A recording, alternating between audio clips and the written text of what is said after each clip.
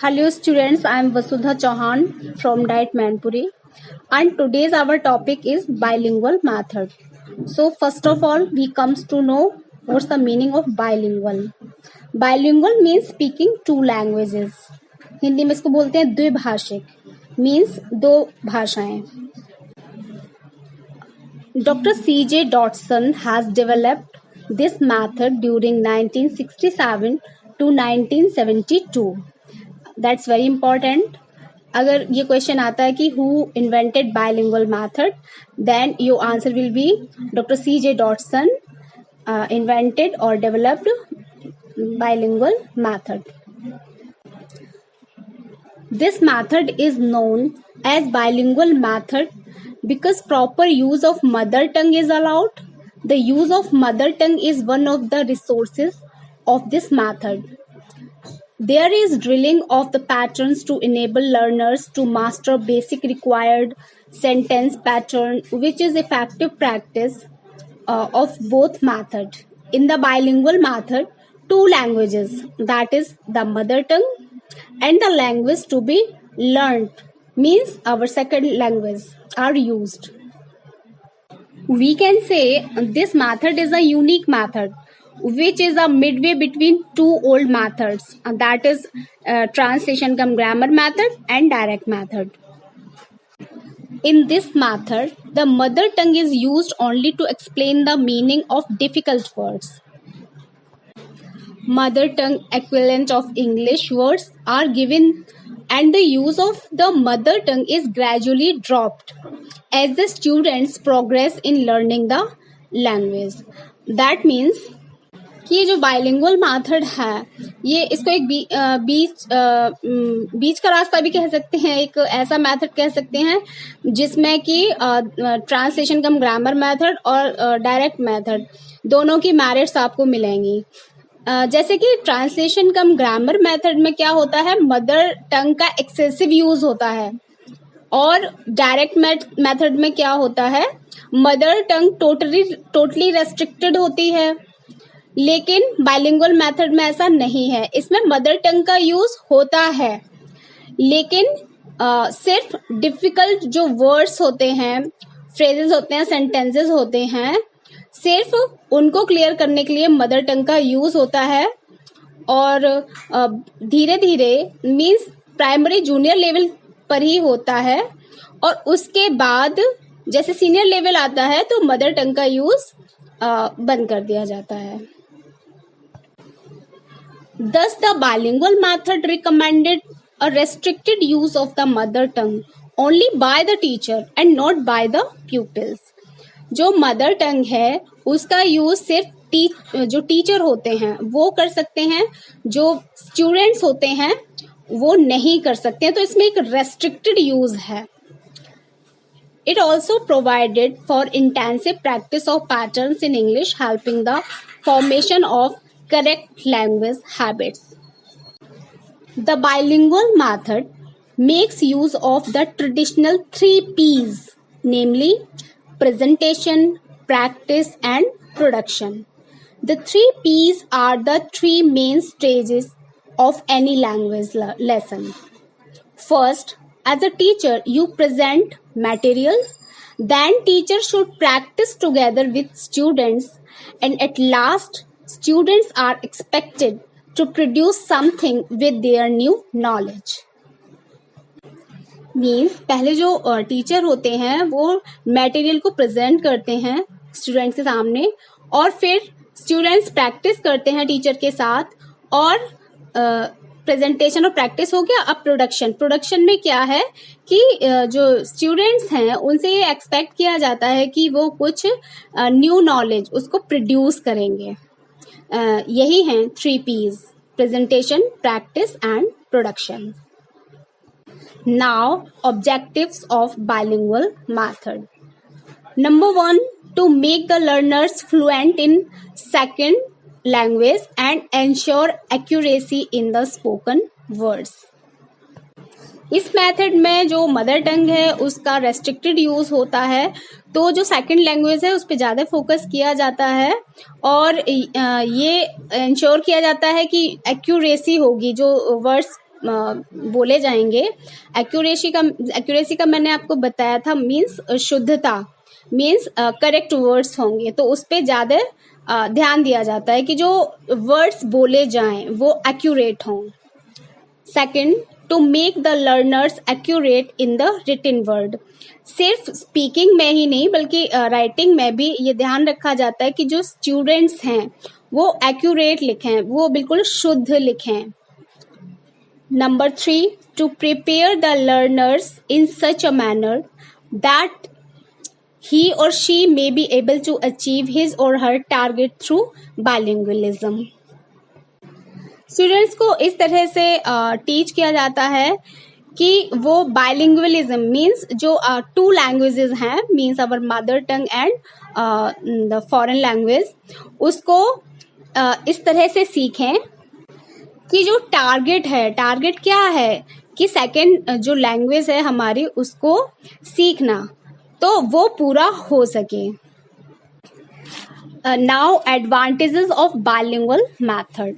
Number 1, the bilingual method promotes both fluency and accuracy. जो bilingual method होता है वो सिर्फ accuracy पे ही नहीं, fluency को भी promote करता है। Means जो आपकी शुद्धता है, accuracy means शुद्धता, fluency means प्रवाह, तो दोनों को वो promote करता है। It lays emphasis on speech and pattern practice, क्योंकि इसमें कम्युनिकेशन होता है, तो ये जो स्पीच है और जो पैटर्न है उसको प्रैक्टिस के थ्रू उसको क्या करते हैं, अचीव करते हैं, तो उस पर ज़्यादा एम्फेसिस होता है। It promotes accuracy as the meanings of new words are given in the mother tongue of the learners. तो जो नए शब्द होते हैं उनको क्या है, अगर वो डिफिकल्ट है तो उनको मातृभाषा में समझा दिया जाता है स्टूडेंट्स को।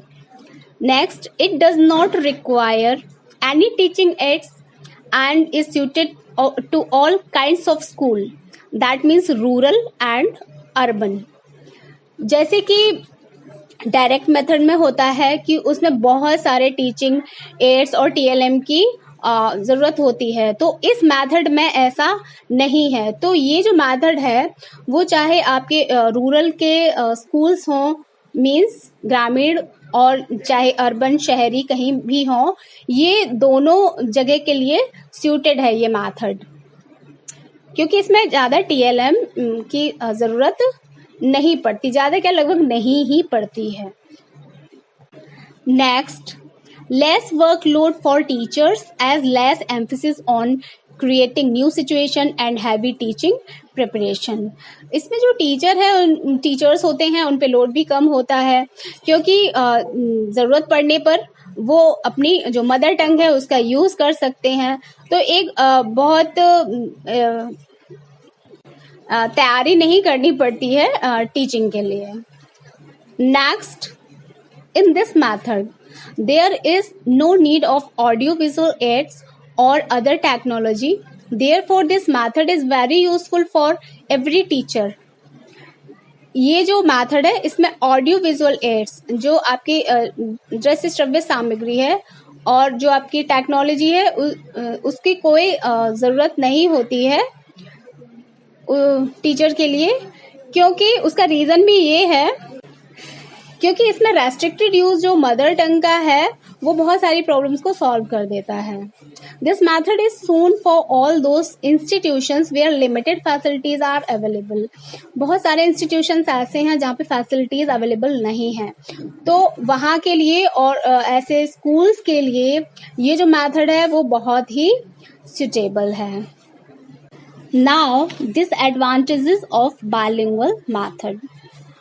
Number 1, bilingual method may turn into translation method if the teacher is not trained. चूंकि ट्रांसलेशन कम ग्रामर मेथड में भी मदर टंग का यूज होता है और बाइलिंगुअल मेथड में भी मदर टंग का यूज होता है, लेकिन इसमें जो मदर टंग का यूज है वो रेस्ट्रिक्टेड है। Means only teacher can speak in English or describe in English, Hindi. Only teacher can describe in Hindi, not the students. लेकिन जो ट्रांसलेशन कम ग्रामर मेथड होता है उसमें एक्सेसिव यूज होता है मदर टंग का। तो कभी कभी क्या होता है कि जो टीचर्स होते हैं वो टीचिंग करते करते क्या होता है, जो रेस्ट्रिक्टेड यूज है वो एक्सेसिव यूज में चेंज हो जाता है।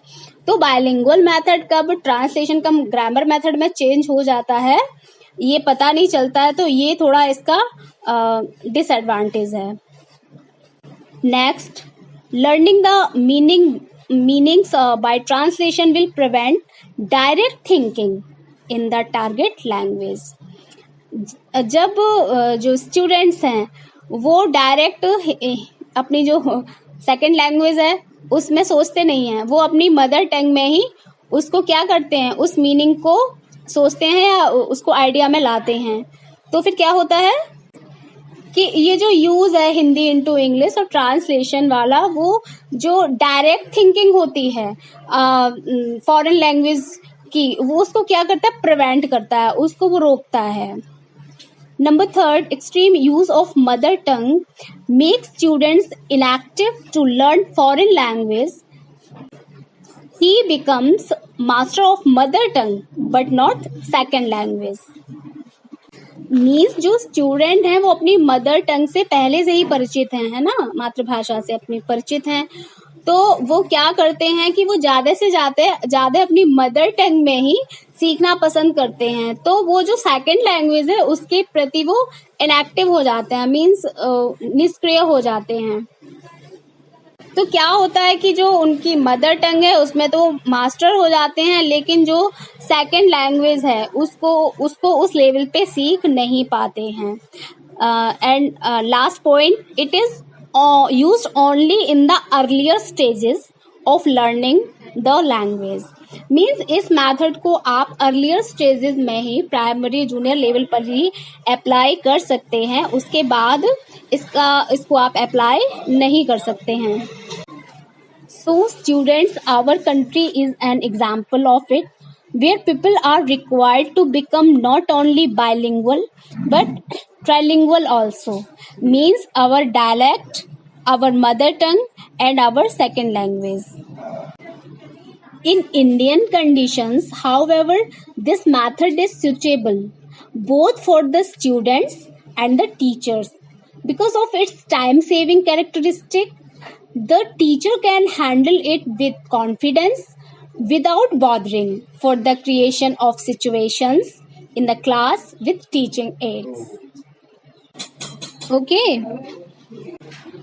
we have seen that the old translation grammar method discussed in the previous chapter had certain shortcomings, and then it was felt that it would not serve us long. As a result, the direct method was evolved. This method also presented certain difficulties. Dr. Michael West's new method also aimed at developing the reading skill and thus had to face criticism. The substitution method and the structural approach are also grammatical in form. This leads us to believe that neither method is complete in our point of view. This method is suitable in India. Okay, so I think आपको bilingual method ठीक से समझ में आया होगा। इसके बाद अगर फिर भी कोई आपकी क्वेरीज हैं तो व्हाट्सएप पे जो ग्रुप है आपका, उस पे आप जो आपका क्वेश्चनिंग टाइम है उसमें आप पूछ सकते हैं। आप लोगों को जो पहले मेथड बताए हैं और जो ये बाइलिंगुअल मेथड है इसको आप कंपेयर करिएगा और उस पर कॉन्सेंट्रेट करिएगा, तो ये आपको हेल्प करेंगे उसको डिस्टिंग्विश करने में। बिकॉज आप भी इंटर्नशिप के लिए जाते हैं, तो आप फिर उसको देखिएगा कि आप कौन सा मेथड अप्लाई करते थे और ये जो मेथड्स हैं इनमें सुटेबल मेथड कौन सा है. Okay, have a nice day. Thank you so much.